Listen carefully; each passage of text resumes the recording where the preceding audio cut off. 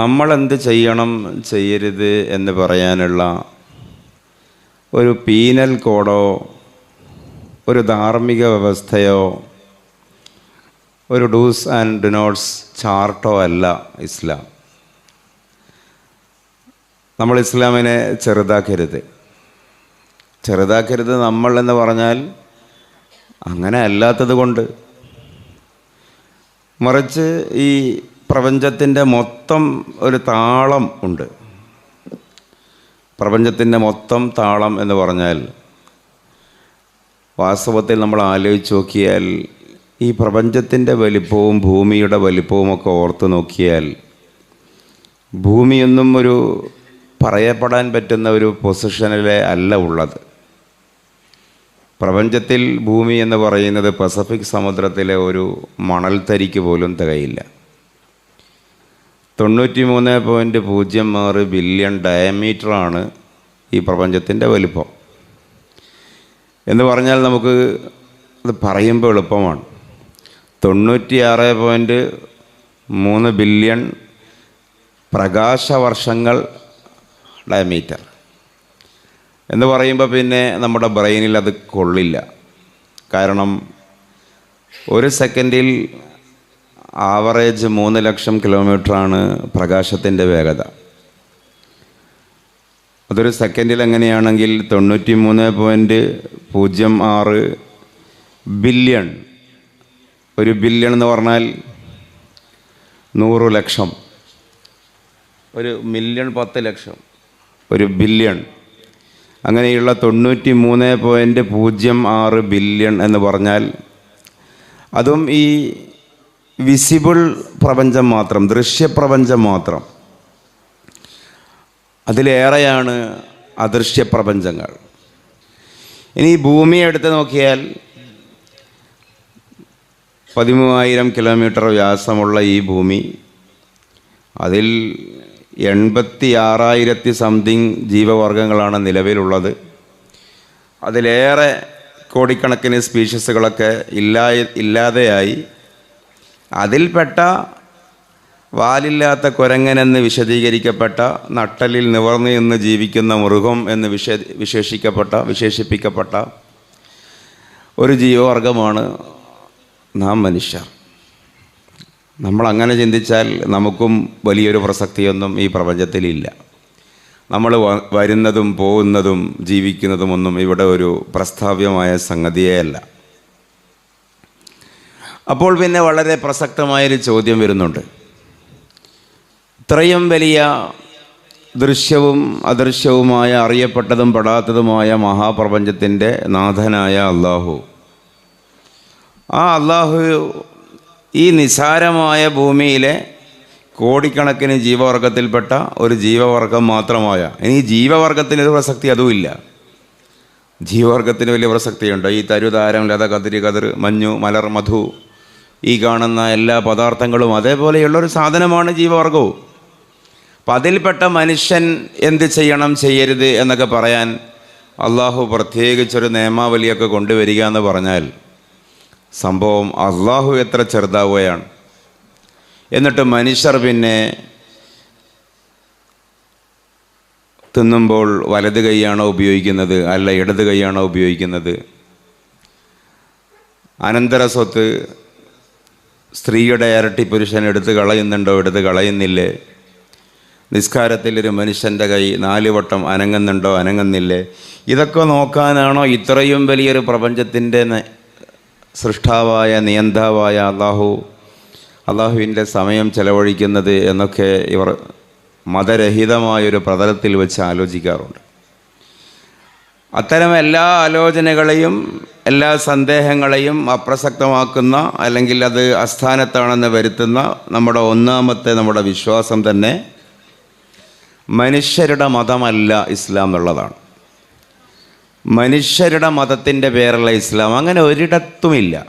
ഖുർആനിലോ ഹദീസിലോ ഇസ്ലാമിൻ്റെ ഏതെങ്കിലും പ്രമാണങ്ങളിലോ കിതാബുകളിലോ ദർശനങ്ങളിലോ ഫിലോസഫിയിലോ ഒരിടത്തുമില്ല മനുഷ്യൻ്റെ മതമാണ് ഇസ്ലാം എന്നില്ല. മനുഷ്യൻ്റെ നാഥനാണ്, മനുഷ്യൻ്റെ രക്ഷിതാവാണ് അള്ളാഹു എന്നും ഇസ്ലാം വിശ്വസിക്കുന്നില്ല.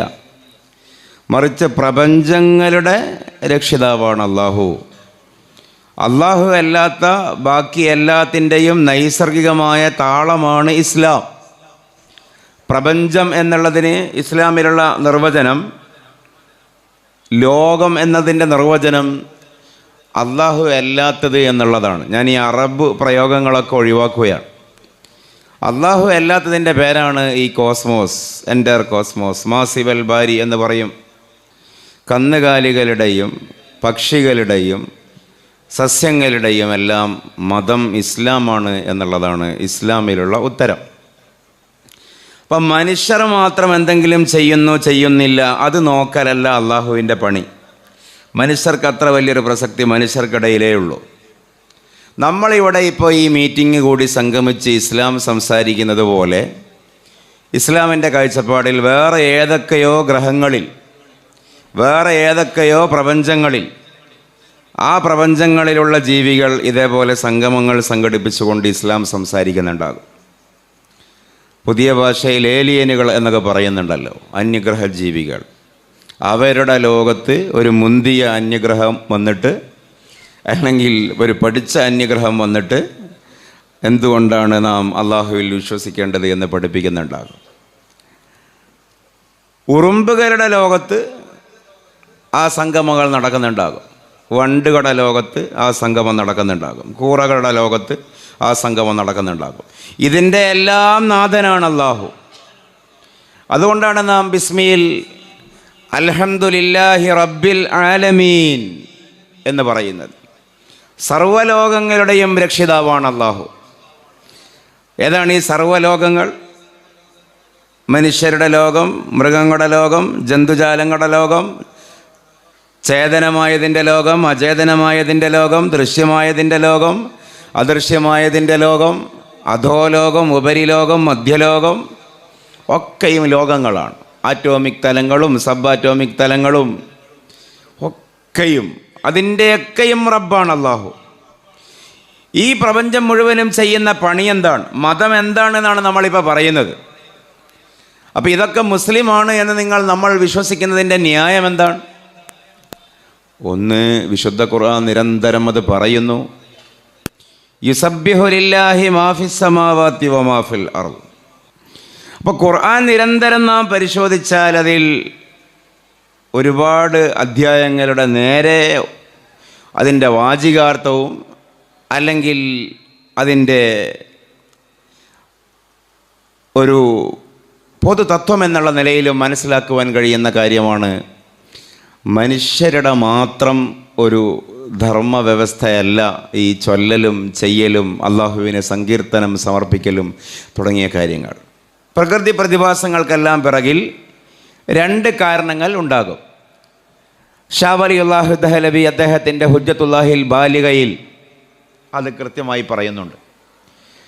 ഒന്ന് ഇല്ലത്തുൻ മാധിയത്തുൻ എന്ന് പറഞ്ഞാൽ ഭൗതികമായ കാരണം, നമ്മുടെ ഭാഷയിൽ പറഞ്ഞാൽ ശാസ്ത്രീയമായ കാരണം. മറ്റൊന്ന് ഇല്ലത്തുൻ റൂഹിയ, പരോക്ഷമായ ഒരു മെറ്റാഫിസിക്കലായ ഭൗതികാതീതമായ ഒരു കാരണം.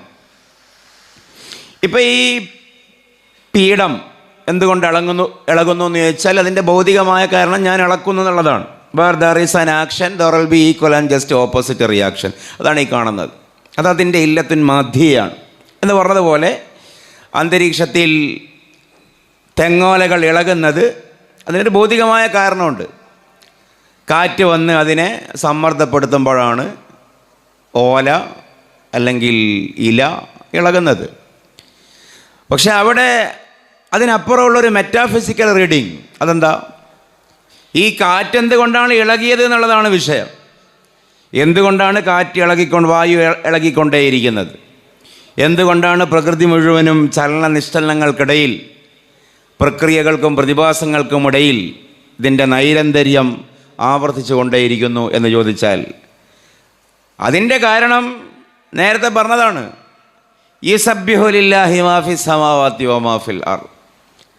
നിങ്ങൾ ഈ ഇസ്ലാം എന്നൊക്കെ പറയുമ്പോൾ വലിയൊരു സിദ്ധാന്തം ശരി തന്നെ, പക്ഷെ അത് ഈ ചെറിയ മനുഷ്യരുടെ ഒരു ജീവിത വ്യവസ്ഥയാകുമ്പോൾ വലിയ ഒരു പ്രപഞ്ചത്തിലേക്ക് അതിനെ അപ്ലൈ ചെയ്യുമ്പോൾ അതിൽ അഭംഗിയില്ലേ, അത് അസാംഗത്യമല്ലേ എന്ന് പറയുന്ന ആ ഒരു നിരീക്ഷണത്തിൻ്റെ മറുപുറം, അതാണ് ഞാൻ സൂചിപ്പിച്ചത്. മനുഷ്യരുടെ മതമല്ല ഇസ്ലാം എന്നുള്ളതാണ്. ഇസ്ലാം പ്രപഞ്ച മതമാണ്, പ്രാപഞ്ചിക മതമാണ്. ചിലരൊക്കെ ഇസ്ലാം പ്രകൃതി മതം എന്ന് പറയലുണ്ട്. എൻ്റെ ചെറിയൊരു അഭിപ്രായ പ്രകാരം ആ പദം പോലും ഫിറ്റല്ല. പ്രകൃതി മതം എന്ന വാക്ക് പോലും ഫിറ്റല്ല. കാരണം പ്രകൃതി മതം എന്നതിൻ്റെ വിശദീകരണമായിട്ട് വരാറുള്ളത് മനുഷ്യപ്രകൃതിയോട് ഇണങ്ങുന്ന മാത്രമാണ്. മനുഷ്യപ്രകൃതിയോട് മാത്രമല്ല, എല്ലാത്തിൻ്റെ പ്രകൃതിയോടും ഇസ്ലാം അടങ്ങും. ഇസ്ലാം പ്രകൃതിയുടെ മതമാണ്. എന്തുകൊണ്ട്? അപ്പോൾ വിശദീകരിക്കും. മതമൊന്നും ഇല്ലാത്തൊരു മരുഭൂമിയിൽ മനുഷ്യർ ഒരു പൊതുജീവിതം ആരംഭിച്ചാലും കൊലപാതകം തെറ്റാണെന്നേ മനുഷ്യൻ്റെ ജനിതക ബോധത്തിൽ വരുള്ളൂ. ഇവിടെയുള്ള നേരത്തെ നമുക്കാർക്കും ഒരു വാദമൊന്നുമില്ല. മതം ഒഴിവാക്കിയ ആളുകളൊക്കെ മഹാമോശക്കാരാണെന്നുള്ളൊരു വാദം മതവിശ്വാസികൾ ഒരിക്കലും ഉന്നയിക്കില്ല. മതമില്ലാത്ത ആളുകൾക്ക് ഇവിടെ അവർ കൊല്ലും, വ്യഭിചരിക്കും, പെണ്ണുപിടിക്കും ഒക്കെ പ്രശ്നങ്ങളാണ്. അങ്ങനെ മതവിശ്വാസികൾ പറയില്ല. ഞാൻ ആ ഭാഗത്തേക്ക് വരാം. അതേസമയം അങ്ങനെ ഒരു പൊതുജീവിതം മതമൊന്നും ഇല്ലാത്തൊരു മതം പരിചയമില്ലാത്തൊരു മരുഭൂമിയിലോ മറ്റോ ഉണ്ടായാൽ, അങ്ങനെയാണെങ്കിലും മനുഷ്യരുടെ മനസ്സിൽ കൊലപാതകവും പലിശയും പിടിച്ചുപറിയും ബലാത്സംഗവും ലഹരി ഉപയോഗവും തുടങ്ങിയ സംഗതികളൊക്കെ മോശമാണെന്ന് തന്നെയല്ലേ വരുള്ളൂ. അപ്പം നാച്ചുറലി മനുഷ്യന് നല്ലതാണെന്ന് തോന്നുന്നതിനെ ഇസ്ലാം നല്ലതാക്കി, നാച്ചുറലി മനുഷ്യന് മോശമാകുന്നതിനെയൊക്കെ ഇസ്ലാം മോശമാക്കി. അത് കറക്റ്റാണ്, ശരിയാണ്. പക്ഷേ അതുകൊണ്ട് ഇസ്ലാം ഈസ് എ നാച്ചുറൽ റിലീജിയൻ. പക്ഷേ അത് ശരിയല്ലെന്നല്ല ഞാൻ പറയുന്നത്. അതിൻ്റെ അപ്പുറത്താണ് ശരി. മനുഷ്യൻ്റെ മാത്രം നാച്ചറിനോടല്ല ഇണങ്ങുന്നത്. ഇപ്പോൾ ഉദാഹരണം നോക്കൂ. ഇപ്പോൾ വയനാട്ടിൽ കുറച്ച് മാസങ്ങൾക്ക് മുമ്പ് ഉരുൾപൊട്ടി. അപ്പോൾ വ്യാപകമായി ഇവിടെയുള്ള എക്സ് മുസ്ലിംസ് അവരാണ് ആ ക്യാമ്പയിനൊക്കെ ഏറ്റെടുക്കാറുള്ളത്. എൻ്റെ ഒരു ചെറിയ അഭിപ്രായ പ്രകാരം വളരെ ദയനീയമാണ് അവരുടെ കാര്യം. അപ്പോൾ അവർ ചോദിച്ചിരുന്ന ഒരു ചോദ്യമുണ്ട്. ഈ നിരപരാധികളായ കുഞ്ഞുങ്ങളും മൃഗങ്ങളും ജീവികളും സസ്യങ്ങളുമൊക്കെ നശിച്ചു പോകുമ്പോൾ കാരുണ്യവാനായ അള്ളാഹു എവിടെയായിരുന്നു? അത് മേപ്പാടിയിൽ ഉരുൾപൊട്ടുമ്പോൾ മാത്രമല്ല, ഗാസയിൽ ബോംബ് വീഴുമ്പോഴും അവർ ചോദിക്കും. സിറിയയിലും യമനിലും കുഞ്ഞുങ്ങൾ പട്ടിണി കിടന്ന് മരിക്കുമ്പോഴും അവർ ചോദിക്കും. ഇനി അവർ ചോദിച്ചാലും ഇല്ലെങ്കിലും എവിടെയായിരുന്നു അള്ളാഹ് എന്ന് നമുക്ക് ചിന്തിക്കാം. ഞാനിത് പറയുന്നത് റബ്ബുൽ ആലമീൻ എന്ന് പറയുന്നതിൻ്റെ ഒരു, ഇസ്ലാം എന്ന് പറയുന്നതിൻ്റെ ഒരു വലിപ്പം എങ്ങനെയാണെന്ന് പറയാൻ അല്ലെങ്കിൽ മനസ്സിലാക്കാൻ ശ്രമിക്കുന്നതിൻ്റെ ഭാഗമായിട്ടാണ്. ഒറ്റ ഉത്തരം, മേപ്പാടിയിൽ അല്ലെങ്കിൽ എവിടെയാണോ അവിടെ ഉരുൾപൊട്ടുമ്പോൾ അള്ളാഹു ഉരുൾപൊട്ടിക്കുകയായിരുന്നു എന്നുള്ളതാണ്. നിരീശ്വരവാദികളും യുക്തിവാദികളും സ്വതന്ത്ര ചിന്തകരും ചോദിക്കുമ്പോൾ അതിൻ്റെ അർത്ഥം എന്താ? ഉരുൾപൊട്ടുമ്പോൾ അള്ളാഹു എവിടെയായിരുന്നു എന്ന ചോദ്യത്തിൻ്റെ അർത്ഥം വേറെ ആരോ ആണ് ഉരുൾപൊട്ടിച്ചത്. എന്നിട്ട് അള്ളാഹുവിന് അതിനെ പ്രതിരോധിക്കാൻ കഴിഞ്ഞില്ല, അല്ലെ അള്ളാഹ് അറിഞ്ഞില്ല, അള്ളാഹ് കണ്ടില്ല. അള്ളാഹ് തലയിൽ കൈവച്ച് പടച്ചവൻ വിളിച്ച് പറഞ്ഞു പോയി, പടച്ചോനെ ഞാനെന്താ ആക്കുക, ഹെൽപ്ലെസ്സായി. അങ്ങനെയാണ് ഇവരെ ചോദ്യം കേട്ട തോന്നുക. പക്ഷേ വാസ്തവത്തിൽ നമ്മുടെ വിശ്വാസം എന്താ? മേപ്പാടിയിൽ ഉരുൾ പൊട്ടിച്ചവൻ അള്ളാഹുവാണ്. ഗാസയിലെ കുഞ്ഞുങ്ങളെ മരിപ്പിച്ചവൻ അള്ളാഹുവാണ്. യമനിൽ പട്ടിണി കൊടുക്കുന്നത്, അതിൻ്റെ കാര്യകാരണങ്ങളെ ഒരുമിച്ച് കൂട്ടുന്നത് അള്ളാഹുവാണ്. അപ്പോൾ നമുക്ക് തോന്നും ഇതെന്തോ അലക്കേല അള്ളാഹുവാണ്, ഉരുൾ പൊട്ടിക്കുന്ന അള്ളാഹുവോ, ക്രൂരമായി പീഡിപ്പിക്കുന്ന അള്ളാഹുവോ? അതിന് ഞാൻ ആദ്യം അത് പറഞ്ഞു. മനുഷ്യരുടെ പ്രൊട്ടക്ഷൻ ഏറ്റെടുക്കുന്ന, രാജുവിൻ്റെയും രാധയുടെയും പ്രൊട്ടക്ഷൻ ഏറ്റെടുത്ത മായാവിയല്ല അള്ളാഹു. കാട്ടിലെ ജീവിക്ക് വിളിക്കുമ്പോൾ നീതി നിർവഹിച്ചു കൊടുക്കുവാൻ അമാനുഷിക ശക്തിയോടെ വരുന്ന AI നിർമ്മിത എലിയായ ഡിങ്കനല്ല അള്ളാഹു. മനുഷ്യരോട് മാത്രമല്ല അള്ളാഹുവിൻ്റെ കടപ്പാട്. ഈ പൊട്ടിയ മലയുടെയും നാഥൻ അള്ളാഹുവാണ്. ഇതാണ് ഇസ്ലാമിൻ്റെ വിശ്വാസം. ഒരു മല പൊട്ടി എന്നിരിക്കട്ടെ, ഒരു മല ഇടിഞ്ഞതാണല്ലോ ഈ ഉരുൾപൊട്ടൽ. ഉരുൾപൊട്ടൽ സിംബോളിക്കലി ഉദാഹരിച്ചതാണ് കേട്ടോ. ആ മലയുടെയും പടച്ചവൻ അള്ളാഹുവാണ്. ഇന്ന അറദനൽ അമാനത അല സമാവാതി വൽ അർളി വൽ ജിബാൽ വഅബൈന അൻ യഹ്മിലഹാ വഅഷ്ഫഖന മിൻഹാ വഹമലഹൽ ഇൻസാൻ ഇന്നഹു കാന സലൂമൻ ജഹൂല. ഇന്ന അറദനൽ അമാനത, നിങ്ങൾ മുഅ്മിനീങ്ങളാകുമോ എന്ന് അള്ളാഹു ആകാശങ്ങളോട് ചോദിച്ചു, ഭൂമിയോട് ചോദിച്ചു, ഭൂമിയിൽ തന്നെ കരുത്തേറിയ പർവ്വതങ്ങളോടും ചോദിച്ചു, എല്ലാത്തിനോടും ചോദിച്ചു. അപ്പോൾ ഫഅബൈന അൻ യഹ്മിലഹാ, അവയെത്രയും പറഞ്ഞു ഞങ്ങളെ കൊണ്ടത് കൂട്ടിയാൽ കൂടില്ല. വഅഷ്ഫഖന മിൻഹാ, ധിക്കാരപൂർവമല്ല, അവർ പറഞ്ഞതിൻ്റെ താല്പര്യം ഇതാണ്, പ്ലീസ് ഞങ്ങളതിനെ നിർബന്ധിക്കരുത്, ഞങ്ങൾക്കതിൽ നിന്ന് ഒരു ഒഴിവ് കഴിവ് തരണം, ഞങ്ങളെ കൊണ്ടത്. വഅഷ്ഫഖന മിൻഹാ, അവർ കേണു പറഞ്ഞു. അപ്പോൾ വഹമലഹൽ ഇൻസാൻ, മനുഷ്യർ ചെന്ന് പറഞ്ഞു. ആലമുൽ അർവാഹിലെ ഒരു രംഗമാണ് പറയുന്നത്, ഞങ്ങൾ ഏറ്റെടുത്ത് കൊള്ളാം. അപ്പം ഞാൻ ആ ഭാഗത്തേക്ക് പോവുകയല്ല. ഈ പൊട്ടിയ മലയ്ക്കും കുല്ലുൻ ഖദ് അലിമ സ്വലാത്തഹു വ തസ്ബീഹഹു, മലക്കും തസ്ബീഹുണ്ട്, മലക്കും നിസ്കാരമുണ്ട്, മലയും സുബ്ഹാനല്ലാഹ് എന്ന് ചൊല്ലിക്കൊണ്ടാണ് അവിടെ നിലകൊള്ളുന്നത്. അപ്പോൾ സ്വാഭാവികമായി കർക്കിടക മാസത്തിൽ അതിശക്തമായ മഴ പെയ്യുകയാണ്. ശക്തമായി മഴ പെയ്ത് മലയുടെ ഉള്ളിലൊക്കെ അതിനെ താങ്ങാൻ കഴിയുന്നതിലേറെ നീര് വന്നടിഞ്ഞപ്പോൾ നമ്മുടെ വയറ്റിൽ നമുക്ക് താങ്ങാൻ കഴിയുന്നതിലേറെ വന്ന് നീരടിഞ്ഞാൽ എന്താകും അവസ്ഥ? നെഞ്ച് പൊട്ടും, ശ്വാസം മുട്ടും. അതേപോലെ പർവ്വതത്തിന് താങ്ങാൻ കഴിയുന്നില്ല. പർവ്വതം വിചാരിച്ചിട്ടല്ല മഴ പെയ്യുന്നതും നീരടിഞ്ഞുകൂടുന്നതും.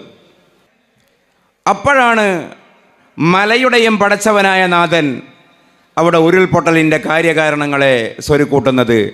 ഉരുൾപൊട്ടി, വയറ്റിൽ നിന്ന് വെള്ളം ചീറ്റി 4 ഭാഗത്തേക്ക് മുഴുകുമ്പോൾ ഈ മലയുടെ ഭാഷയിൽ പറഞ്ഞിട്ടുണ്ട് അൽഹംദുലില്ലാ. അപ്പോൾ പിന്നെ ഒരു പ്രശ്നം മനുഷ്യൻ്റെ കണ്ണിലൂടെ നോക്കുമ്പോൾ അവിടെയുണ്ട്. അത് മുഴുവനും അങ്ങനെ തന്നെയാണ് കേട്ടോ.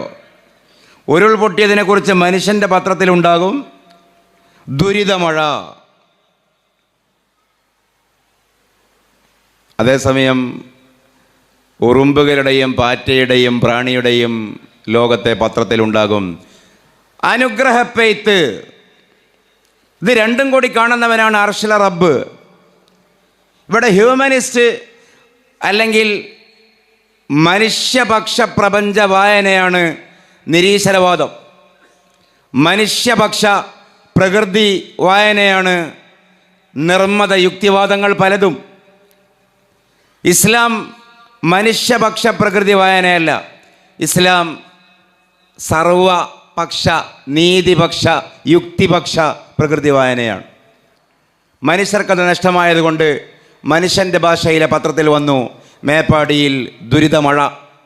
ഈ ഒരേ മഴ മനുഷ്യർക്ക് ദുരിതമാകുന്നു, മറ്റു പലതിനും അനുഗ്രഹമാകുന്നു. ഇത് രണ്ടിനെയും സംവിധാനിക്കുവാൻ കഴിവുള്ളതിൻ്റെ പേരിലാണ് നാം അള്ളാഹുവിനെ രക്ഷിതാവ് എന്ന് വിളിക്കുന്നത്. എന്നാൽ പിന്നെ അത് മനുഷ്യന് നഷ്ടം തന്നെയല്ലേ എന്ന് ചോദിച്ചാൽ, അങ്ങനെ ഉറുമ്പിനും പുഴുവിനും പഴുതാരക്കും വേണ്ടി മനുഷ്യനെ കഷ്ടപ്പെടുത്തുന്ന ഒരു പടച്ചവൻ ഞങ്ങൾക്ക് വേണ്ട എന്നും മനുഷ്യൻ്റെ നിസ്സാരമായ ബുദ്ധിയിൽ തോന്നാമല്ലോ. അങ്ങനെയാവുന്നിടത്തും ഇസ്ലാമിന് ഇസ്ലാമിൻ്റേതായൊരു വീക്ഷണമുണ്ട്. തള്ളാം കൊള്ളാം, അത് മറ്റൊന്ന്. എന്താ വീക്ഷണം? വീക്ഷണം എന്ന് പറയുന്നത് എന്തായാലും ഒരിക്കൽ മരിക്കും, അതുറപ്പാണ്. ഉരുൾപൊട്ടലിൽ പെട്ടില്ല, ബോംബിങ്ങിൽ പെട്ടില്ല, മിസൈലിൽ പെട്ടില്ല, ഒരു ഈ പറയുന്നത് പോലെയുള്ള അകാല ആഹുതികളിലും അകപ്പെടാതെ ഒരു മനുഷ്യൻ ബാക്കിയാവുക വഴി ആ മനുഷ്യൻ ആവറേജ് 75 കൊല്ലത്തിന് മുകളിൽ ബാക്കിയാവുക എന്നുള്ളത് ആരോഗ്യ മേഖലയുടെ തന്നെ കണ്ണിൽ ബോണസ് അല്ലേ? മലയാളിയുടെ ആവറേജ് ഏജ് എത്രയാ? 70 അല്ലേ പറയുന്നു?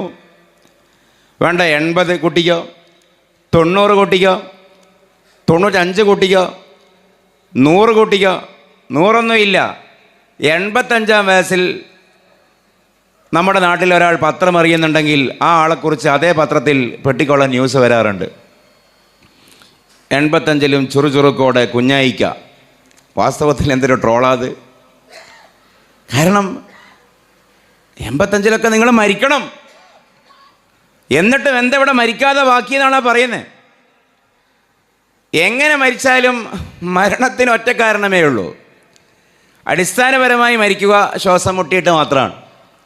ശ്വാസം മുട്ടാനുള്ള ദ്വിതീയമോ തൃതീയമോ ഒക്കെ ആയ കാരണങ്ങളാണ് വെള്ളത്തിൽ മുങ്ങുക, തീയിൽ പെടുക,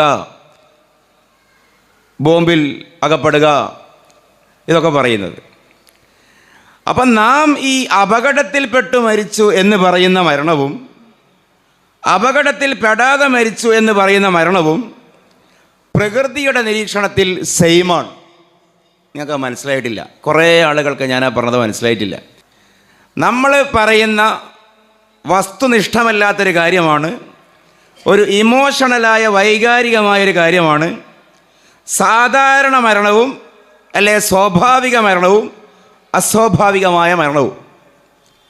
എങ്ങനെയുള്ള മരണവും പ്രകൃതിയുടെ കണ്ണിൽ സെയിം മരണമാണ്. മരിക്കാനൊരു കാരണം ഉണ്ടാകണം.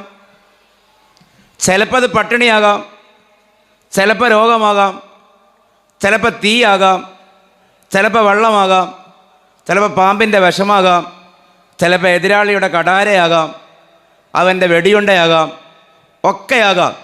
പ്രകൃതിയിൽ മരിക്കാൻ കാരണം ഓക്സിജൻ നഷ്ടപ്പെട്ടു, BP ഡൗണായി, നമ്മുടെ ഭാഷയിൽ പറഞ്ഞാൽ ശ്വാസം മുട്ടി മരിച്ചു. ശ്വാസം മുട്ടാൻ എന്താണ് കാരണം എന്നുള്ളിടത്താണ് പത്രഭാഷയുള്ളത്. ശ്വാസം മുട്ടാൻ പല കാരണവും. ഇപ്പോൾ പത്രക്കാർ ലിസ്റ്റ് ഇട്ടു, ഇങ്ങനെയൊക്കെയാണ് ശ്വാസം മുട്ടിയതെങ്കിൽ സ്വാഭാവിക മരണം, ഇങ്ങനെയൊക്കെയാണ് ശ്വാസം മുട്ടിയതെങ്കിൽ അസ്വാഭാവികമായ മരണം. അള്ളാഹുവിൻ്റെ അരികിൽ ഒക്കെ ഒരേ മരണമാണ്. എന്നാലും ഇസ്ലാം നിഷ്കർഷിച്ചു, വെള്ളപ്പൊക്കം, തീപിടുത്തം തുടങ്ങിയ പ്രത്യക്ഷത്തിൽ ദുരനുഭവങ്ങളാകുന്ന വഴി മരണപ്പെട്ട ആളുകളെ സംബന്ധിച്ചിടത്തോളം അവർ രക്തസാക്ഷികളാണ്. ഗാസയിൽ നിന്ന് മരണപ്പെട്ട കുഞ്ഞുങ്ങൾ, ഭൂകമ്പത്തിൽ മരണപ്പെട്ട കുഞ്ഞുങ്ങൾ, പട്ടിണി കിടന്ന് മരണപ്പെട്ട കുഞ്ഞുങ്ങൾ, എല്ലാ രക്ഷിതാക്കൾ, എല്ലാ വൃദ്ധന്മാർ, ഇവർ ഇസ്ലാമിൻ്റെ വീക്ഷണപ്രകാരം ശുഹദാക്കളാണ്. ഇസ്ലാമിൻ്റെ വീക്ഷണപ്രകാരം അവർ സ്വർഗത്തിൽ എത്തിയിരിക്കുന്നു. ഞാൻ 2 ഭാഗം കംപ്ലീറ്റ് ചെയ്തു. ഒന്ന്, ഇസ്ലാം എന്ന് പറഞ്ഞാൽ മനുഷ്യൻ്റെ മതമല്ല, പ്രാപഞ്ചികമായ ഒരു താളമാണ്. രണ്ടാമത്തേത്, മനുഷ്യനെ സംരക്ഷിക്കുന്ന ഡിങ്കനോ മായാവിയോ അല്ല, പ്രപഞ്ചത്തെ പരിപാലിക്കുന്ന റബ്ബുൽ ആലമീനാണ് അള്ളാഹു. നമുക്ക് ആ സങ്കീർണമായ ഭാഗം അവിടെ വെക്കാം. നമ്മുടെ ഈമാൻ എത്ര ബലമുള്ളതാണെന്നുള്ളത് നമുക്കൊന്ന് നോക്കാമല്ലോ. അവിടെ ന്യൂട്രലായിട്ട് നമുക്ക് ഞാൻ ഇനി പറയുന്ന വിഷയം ഒന്ന് സമീപിച്ച് നോക്കാം. ഏതെങ്കിലും തരത്തിൽ ഒരു ഹോസ്പിറ്റലിൽ അല്ലെങ്കിൽ ഒരു ഷോപ്പിലൊക്കെ ഒന്നിച്ച് ജോലി ചെയ്ത 4 ആളുകൾ 3-4 കൊല്ലത്തിന് ശേഷം രണ്ടാമത് കാണുന്നു. ബസ്സെന്നോ ഹോട്ടലിൽ ആശുപത്രിയിൽ നിന്നോ എവിടുന്നോ കാണുന്നു. അരമണിക്കൂർ സംസാരിച്ചാൽ, പഴയകാലം പറഞ്ഞാൽ, അതിലൊരു കമൻറ്റ് ഇതായിരിക്കും: എത്ര വേഗാട്ടോ സമയം പോകുന്നത്. ആയിരിക്കൂലേ? എത്ര വേഗമായി സമയം പോകുന്നത്. നമ്മൾ കണ്ടിട്ട് 5 കൊല്ലമായി, നമ്മൾ കണ്ടിട്ട് 8 കൊല്ലമായി. അമേരിക്ക മുതൽ അഫ്ഗാൻ വരെ, ചൈന മുതൽ ചാട് വരെ, ഓസ്ട്രേലിയ മുതൽ ആന്തമാൻ വരെ, ലോകത്ത് മതമുള്ളവനും മതമില്ലാത്തവനും സ്ത്രീയും പുരുഷനും എല്ലാവരും ഏകസ്വരത്തിൽ തർക്കമില്ലാതെ അംഗീകരിക്കുന്ന ഒരു കാര്യമാണ്. ഇപ്പോൾ സമയത്തിന് എന്താണെന്നറിയില്ല, ശാസ്ത്രീയമായി അത് വിശദീകരിക്കാനൊന്നും കഴിയില്ല. സമയം പെടുന്നതിന് പോകുന്നു എന്നുള്ളത്. ഇനി അത് ഈ സൃഷ്ടിപരമായ കാര്യങ്ങളിലേക്ക് വെച്ചാൽ, ഇന്ന് നോക്ക്, ആർട്ടിഫിഷ്യൽ ഇൻ്റലിജൻസ്, നമ്മൾ തന്നെ മരിച്ചു വീഴുന്ന വാട്സാപ്പിൽ വരെ മെറ്റ ആ സൗകര്യം കൊണ്ടുവന്ന് വെച്ചിരിക്കുന്നു. വിവരസാങ്കേതിക വിദ്യയുടെ വിസ്മയകരമായ വികാസം എന്നൊക്കെ നമ്മളിങ്ങനെ പൊലിപ്പിച്ച് പറയുന്നതാണ്. പക്ഷേ അത് നമ്മുടെ അനുഭവമായി മാറി. പണ്ടൊക്കെയുള്ള ഉസ്താദുമാർ അവരെ ഷെൽഫിലൊക്കെ 3-4 ഒക്കെ കിതാബുകൾ, 100 കിതാബൊക്കെ വലിയ അത്ഭുതമാണ്. 4-5 ഒക്കെ കിതാബുകൾ മാത്രമായിരിക്കും. പക്ഷേ ഇന്ന് ഒരു ലാപ്ടോപ്പിൻ്റെ ഉള്ളിൽ, ഒരു നല്ല പവറുള്ളൊരു ഫോണിൻ്റെ ഉള്ളിൽ പോലും മക്തബ ഷാമിൽ അതിലൊക്കെ 50,000-ഓളം കിതാബുകൾ വരെയുള്ള ആപ്ലിക്കേഷൻസും ഉണ്ട്. എന്ത് നോക്കിയാലും ജസ്റ്റ് ക്ലിക്ക് ചെയ്താൽ ചടപട ആകെ വിവരമഴയുടെ മുമ്പിൽ നമ്മളിങ്ങനെ ഡള്ളടിച്ച് നിൽക്കും. ഇതൊന്നും വേണ്ട. ശരിക്കും പറഞ്ഞാൽ ഈ കാലം അറിയാനുള്ള അവകാശത്തേക്കാൾ കൂടുതൽ ഇതൊന്നും അറിയാതിരിക്കാനുള്ള അവകാശത്തെക്കുറിച്ച് ചർച്ച ചെയ്യുന്ന കാലമാണ്. ഇത്രയും സൗകര്യമുണ്ട്. പക്ഷെ പണ്ട് ഇതൊന്നും ഇല്ലാത്ത കാലത്ത് ആളുകൾ പഠിച്ചത്ര പഠിക്കാൻ പറ്റുന്നില്ല, ചെയ്തത്ര ചെയ്യാൻ പറ്റുന്നില്ല. പക്ഷേ കാളവണ്ടിക്ക് ചക്രം കണ്ടുപിടിക്കാത്ത കാലത്ത്, പാട്ടവിളക്കിൽ മണ്ണെണ്ണ വരാത്ത കാലത്ത്, കടലാസും അച്ചടിയന്ത്രവും ഇല്ലാത്ത കാലത്ത്, അറബ് മഷി കലക്കി പക്ഷിച്ചിറകിൻ്റെ അഗ്രം കൂർപ്പിച്ച് ഒടിയാത്ത അല്ലെങ്കിൽ കമ്പ് കഷ്ണങ്ങളെടുത്ത് അത് ചെത്തി മിനുക്കി അത് മഷിയിൽ മുക്കി താളിയോലയിൽ എഴുതിയിരുന്നൊരു കാലത്ത് അത്തരം ഗ്രന്ഥകത്തുക്കൾ 2000 കിതാബുകളും പുസ്തകങ്ങളും എഴുതിയവർ പോലും ഉണ്ട്. യഹ്യ ബിൻ ഷറഫ് നവവി ഇമാം റഹിമഹുല്ല 2000 കിതാബ് എഴുതിയ ആളാണ്. റിസാലയും കിതാബും പ്രസിദ്ധീകൃതവും അല്ലാത്തടക്കം. അത് ഇസ്ലാമിക മേഖല മാത്രമൊന്നുമല്ല, ജനറൽ മേഖലയിലും അധ്യാപകരൊക്കെ ഏതായാലും ഉണ്ടാവുമല്ലോ. ഈ ജയിൽ ലിറ്ററേച്ചർ എന്ന് പറയുന്നൊരു ഒരു സാഹിത്യ ശാഖ തന്നെയില്ലേ. ജയിലിൽ അടക്കപ്പെട്ടവർ ഭക്ഷണം കൊണ്ടു കൊടുക്കുന്ന ആളുകളോട് പറയും, ഇവിടെ ബോറടിക്കുന്നുണ്ട്, നീ അടുപ്പിൽ നിന്ന് കുറച്ച് കരിക്കട്ട കൊണ്ടുവരണം. ആ കരിക്കട്ട കൊണ്ട് ചുവരിലും പലകയിലും എഴുതിയിട്ട് പിന്നീട് ക്രോഡീകരിക്കപ്പെട്ട സമാഹരിക്കപ്പെട്ട ലിറ്ററേച്ചറുകൾ ഇസ്ലാമിക ലോകത്തും ഉണ്ടായിട്ടുണ്ട്. സയ്യിദ് നൂർസി, ഈ തുർക്കി സൂഫി പണ്ഡിതൻ, അദ്ദേഹത്തിൻ്റെ റസായിലുൻ നൂർ എന്ന കിതാബ് ജയിൽ സാഹിത്യമാണ്. അപ്പോൾ വലിയ വലിയ കാര്യങ്ങളൊക്കെ പണ്ട് ചെയ്തിരുന്നു ആളുകൾ. അന്നൊരു സൗകര്യമില്ല. ഇന്ന് എല്ലാ സൗകര്യമുണ്ട്, തികയുന്നില്ല, ടൈം തികയുന്നില്ല. അത് അനുഭവമാണ്. അപ്പോൾ ഈ സമയം ഐസലിയുന്ന പോലെ ഉപ്പടിയുന്ന പോലെ അടിഞ്ഞു പോകുന്നതിനെക്കുറിച്ച് ലോകത്ത് എവിടെയെങ്കിലും ഒരു പരാമർശമുണ്ടോ എന്ന് നിങ്ങളൊന്ന് പഠിച്ചു നോക്ക്.